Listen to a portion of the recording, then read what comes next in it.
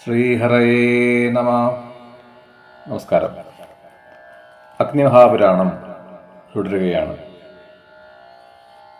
അടുത്തതായി വരാഹ അവതാരത്തെയും നരസിംഹാവതാരത്തെയും ചുരുക്കി പറയുകയാണ്.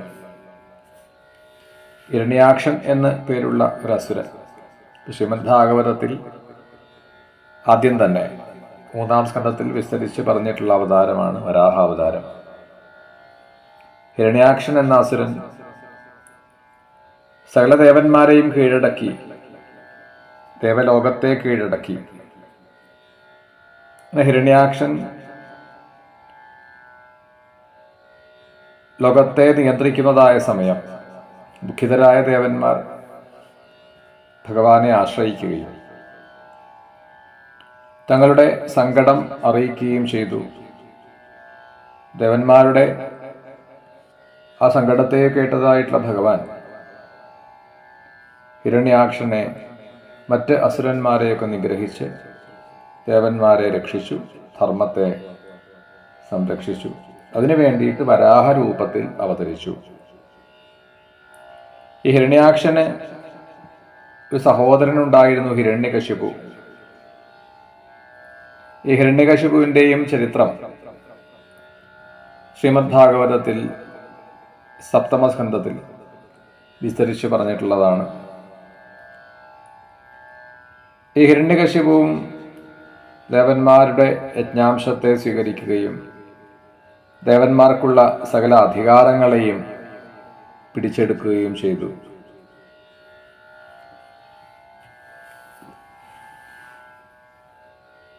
അങ്ങനെ വല്ലാതെ ക്ലേശിക്കുന്നതായിട്ടുള്ള ദേവന്മാർ വീണ്ടും ഭഗവാനെ ശരണം പ്രാപിക്കുകയും ഭഗവാൻ മഹാവിഷ്ണു നരസിംഹരൂപത്തെ സ്വീകരിച്ച് ഹിരണ്യകശിപുവിനെ നിഗ്രഹിച്ചു, ദേവന്മാരെ എല്ലാം രക്ഷിച്ചു.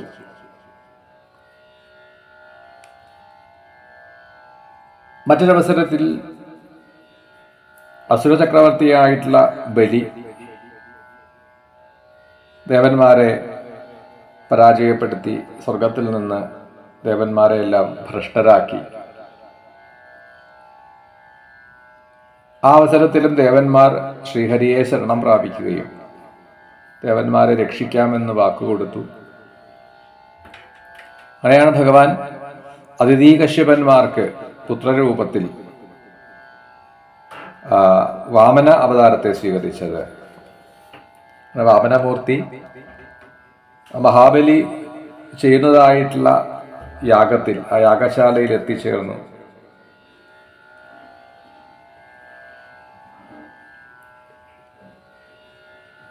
വാമനമൂർത്തിയെ മഹാബലി സ്വീകരിക്കുന്നു, സ്തുതിക്കുന്നു. ബലി ഈ വാമനമൂർത്തിയോട് എന്താണ് അങ്ങയുടെ ആവശ്യം, പറയൂ, എന്ത് ആഗ്രഹമുണ്ടെങ്കിലും ഞാൻ സാധിപ്പിച്ചു തരാം എന്നൊക്കെയാണ് മഹാബലി ആവശ്യപ്പെടുന്നത് വാമനനോട്.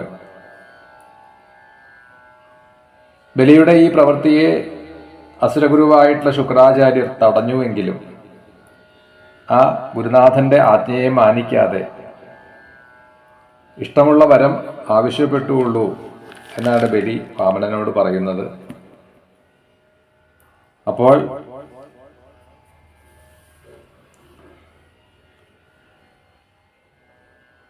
ആ വാമന മൂർത്തി ആവശ്യപ്പെട്ടത്, എനിക്ക് 3 അടി മണ്ണാണ് വേണ്ടത്, എൻ്റെ പാദം കൊണ്ട് അളന്നെടുക്കാൻ കഴിയുന്ന 3 അടി മണ്ണ്.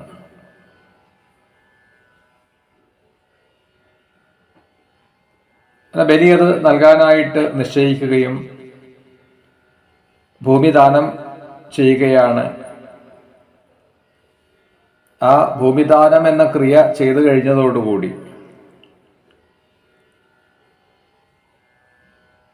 തോയേതു പതിദേഹസ്തേ വാമനോ അഭൂത് അവാമന ഭൂർലോകം സ ഭുവർലോകം സ്വർലോകം ച പദത്രയം.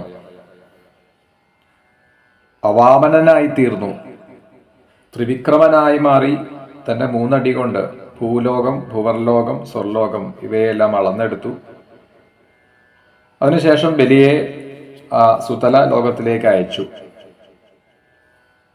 ഈ പിടിച്ചെടുത്തതായ ലോകമെല്ലാം ആ ഭഗവാൻ ദേവേന്ദ്രന് നൽകി. ഇന്ദ്രാദി ദേവന്മാർ ഭഗവാനെ സ്തുതിച്ചു. അങ്ങനെ വാമനാവതാരത്തെയും വളരെ ചുരുക്കി വർണ്ണിച്ചു. അടുത്തതായിട്ട് പരശുരാമ അവതാരം പറയുകയാണ്. അവതീർണൗ ഹരി ശാന്തി ദേവവിപ്രാതിപാലക ജമദഗ്നേ രേണുകായാം ഭാർഗവ ശസ്ത്രപാരക ദത്താത്രേയ പ്രസാദേന കാത്തവീര്യോ നൃപസ്ത്വഭൂൽ സഹസ്രബാഹു സർവോപി പതി സമൃഗയാം ഗത. ലോകത്തിൽ സമാധാനം സ്ഥാപിക്കുവാൻ അഹങ്കാരികളായി തീർന്ന ദുഷ്ടന്മാരായ ക്ഷാത്രവീര്യം അധികരിച്ചതായ രാജാക്കന്മാരുടെ ഭരണാധികാരികളുടെ പിടിയിൽ നിന്നും ഭൂമിയെ രക്ഷിക്കുവാൻ വേണ്ടിയിട്ടാണ് ജമദഗ്നി മഹർഷിക്കും പത്നിയായിട്ടുള്ള രേണുകാദേവിക്കും പുത്രരൂപത്തിലാണ് പരശുരാമാവതാരം എടുത്തത്.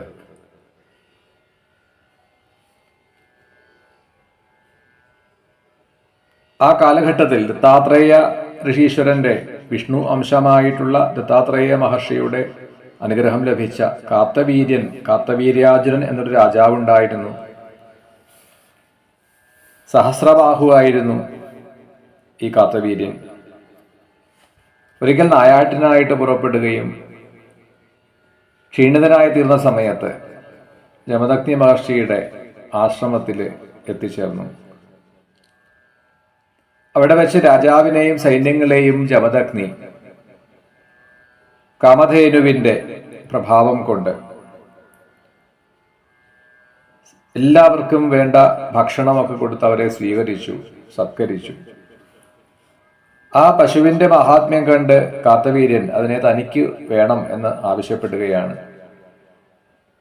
എന്നാൽ മഹർഷി കൂട്ടാക്കിയില്ല. രാജാവ് ബലമായി പിടിച്ചു കൊണ്ടുപോകാൻ ശ്രമിച്ചു.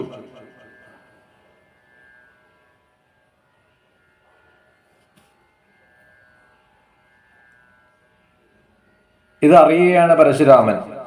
പരശുരാമൻ ആ കാത്തവീര്യാർജുനനെ നിഗ്രഹിച്ചു.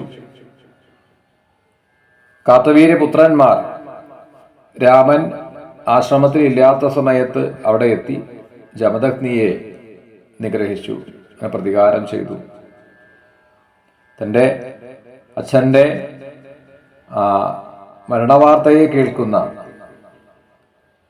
പരശുരാമൻ അത്യധികം കോപത്തോടു കൂടിയിട്ട് അവിടെ വച്ച് ശപഥം ചെയ്യുകയാണ്.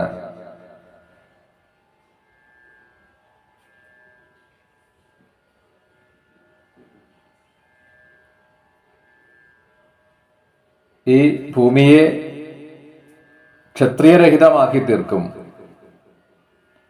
അങ്ങനെ 21 വട്ടം ഭൂമിക്ക് വലത്ത് വെച്ചുകൊണ്ട് ഭൂപ്രദക്ഷിണം ചെയ്ത് സകല ക്ഷത്രിയന്മാരെയും നിഗ്രഹിച്ച്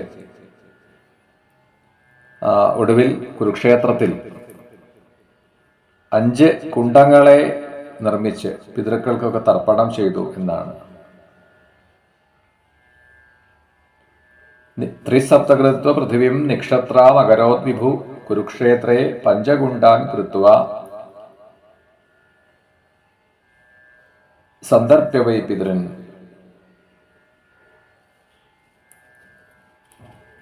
അങ്ങനെയാണ് ആ ഒരു അവതാര ചരിത്രത്തെ പറഞ്ഞ് അവസാനിപ്പിച്ചത്.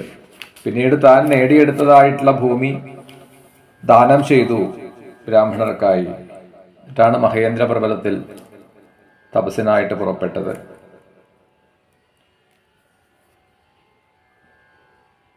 ഇപ്രകാരം അതുവരെയുള്ള അവതാരങ്ങളെ പറഞ്ഞതിന് ശേഷം പിന്നീട് അല്പമൊന്ന് വിസ്തരിച്ചു പറയുന്നത് ശ്രീരാമ അവതാരമാണ്.